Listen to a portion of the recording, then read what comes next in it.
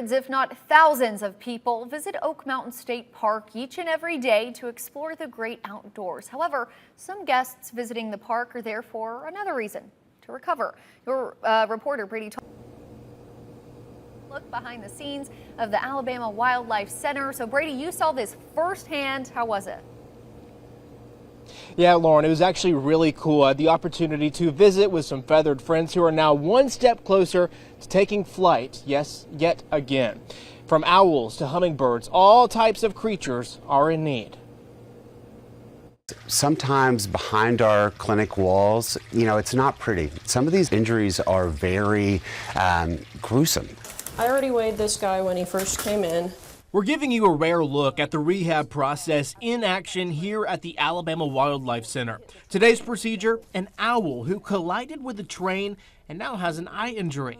While it can be tough to look at, experts say it's crucial. We think it's very important to kind of open the door sometimes to get a live look at what goes on in the rehab process. Chris Sykes is the executive director here. Right now, he tells me they're seeing a lot of birds as a result of migration. So migratory species on any given night between October to November, you might have tens of millions of birds passing through Alabama. And so oftentimes they'll hit windows, they'll be found exhausted on the ground from injuries, car strikes, things like that. And this is one of the only facilities in the entire state you can bring these injured creatures to.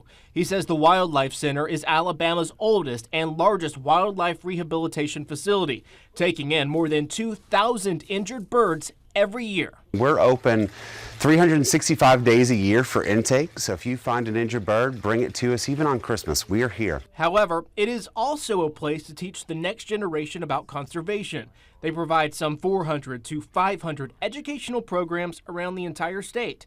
That includes programs in more than 60 Title I schools in the Birmingham area. There are not many access points to nature for families that don't have a lot of resources, maybe communities that just don't have a lot of nature surrounding them. So it's important to get children like that exposed to wildlife and build that lifelong bond between humans and the natural world.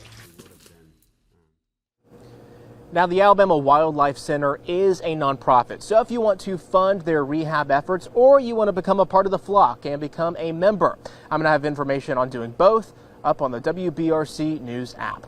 Your reporter in Birmingham, I'm Brady Talbert, WBRC 6 News on your side.